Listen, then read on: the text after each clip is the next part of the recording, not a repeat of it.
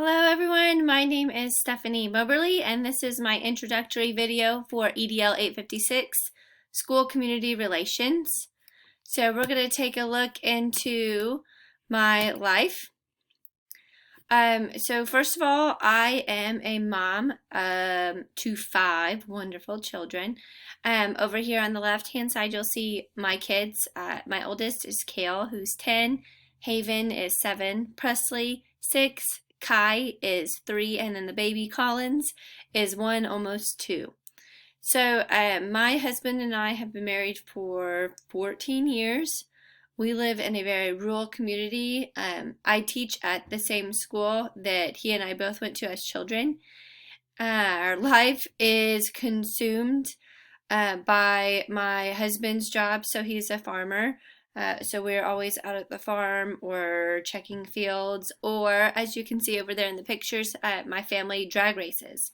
So my husband drag races, and actually right now my oldest 3 all drag race. So Kale, Haven, and Presley drag race. So we spend our weekends at the tracks and traveling around doing that.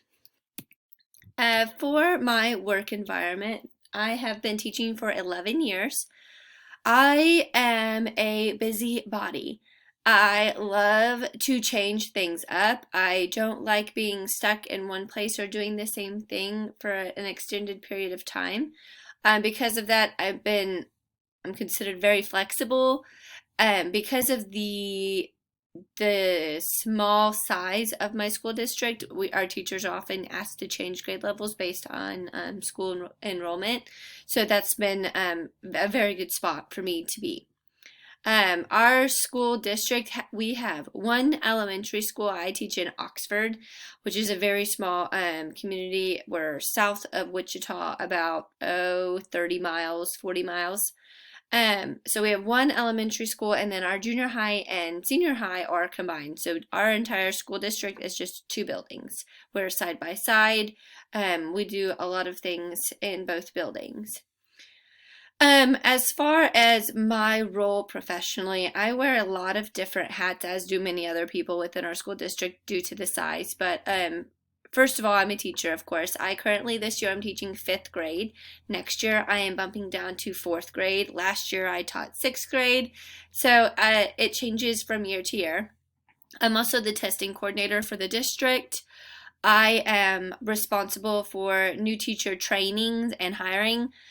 So I am in the middle of interviews and hiring additional teachers, as well as scheduling new teacher orientation and then training for that stuff. I'm on the curriculum development team. We're in the process of adopting a new reading curriculum because we currently don't have a reading curriculum. And then I'm also on the district leadership team, where we are just finishing up our year 5 of our KISA. We have our visit coming up here on the 5th of April. So then we'll be done with that and starting again. So for this class specifically, and for this assignment, we're looking at school community relations. The forms of communication that we utilize within my school district, I would say foremost we use digital. We try to use social media as much as possible. That's how we've had the most success reaching all of our stakeholders, parents, grandparents, students even. We use Facebook, Twitter. We use our school website a lot.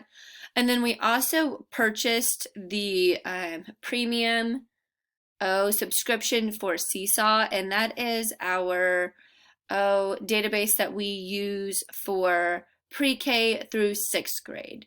We use that for all of our communication and then our schoolwork. So if we have to go remote, that's where everything is located for our elementary building. We also use written as much as possible. Letters, notes being sent home with students. We also use text alerts, so that could be used, could be classified as digital, where parents can receive text messages that we send out based on grade level, teacher, district-wide. And then we also send home monthly calendars. So with all of the things going on for that month, field trips, with the menu for the month, things like that. And then lastly, our verbal. We use phone calls, so that's also an automated system. It kind of goes hand in hand with the text alerts that we have sent out, but we can do an automated phone call, and then it'll leave a voicemail if they don't answer and listen to that message. Also, verbal, I would say we communicate with parents as much as possible with just calling home personally from a teacher. Again, we're a very small community. We know 90% of the parents that we're dealing with and have a very close relationship with them, so that's an easy phone call to make. And then parent-teacher conferences, we also do face-to-face or on Zoom, being right now with the times that we're in. For introductions, one thing that really stood out to me is that you need to make sure that your introduction makes you unforgettable. And then I added on to that, and you want that to be unforgettable in a good way. Since I've been doing interviews here for the past month, trying to hire additional teachers, I can say you can be unforgettable for good and bad reasons, sadly. So you want to make sure that you stand out and for all the good reasons. Some methods that I want to try and keep in mind is the whole idea of storytelling. I can definitely see how that would make a great impact. Also focusing on who you are versus what you do.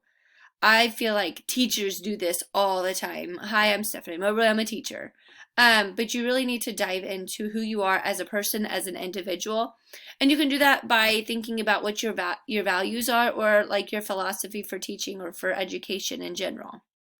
Another takeaway that I had, or that I kind of caught from this, is you must truly know who you are before you can expect yourself to communicate with that with others and for them to remember that.